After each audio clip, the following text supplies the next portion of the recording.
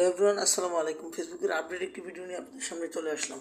তো গতকালকে হঠাৎ করে কিন্তু অনেকের মনিটাইজেশন চলে গেছিলো, অনেকের কিন্তু এরকম ইস্যু চলে আসছিল, বিশেষ করে রিলস ভিডিওতে।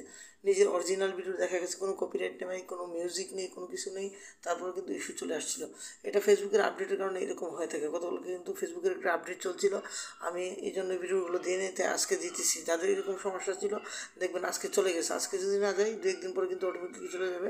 আমার এখানে কিন্তু এরকম ইস্যু চলে আসছিল, তো অটোমেটিকলি কিন্তু এগুলো রিমুভ হয়ে গেছে। অর্থাৎ আপনার ভিডিওতে যদি কোনো সমস্যা না থাকে সেগুলো কিন্তু অটোমেটিকলি রিমুভ হয়ে যাবে। আপনাদেরকে আমি দেখাচ্ছি এখন।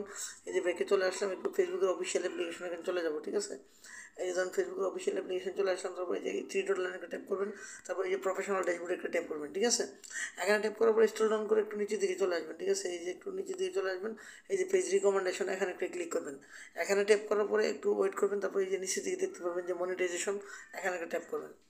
এখানে ট্যাপ করার পরে দেখতে পাবেন যে এই যে নিচের দিকে এখানে কিন্তু লেখা ছিল যে ইস্যু, ঠিক আছে, ভায়োলেন্স ছিল ভিডিওগুলো এখানে কিন্তু ছিল।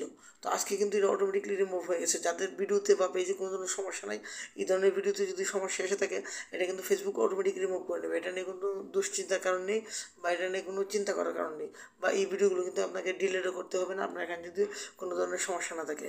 That's it.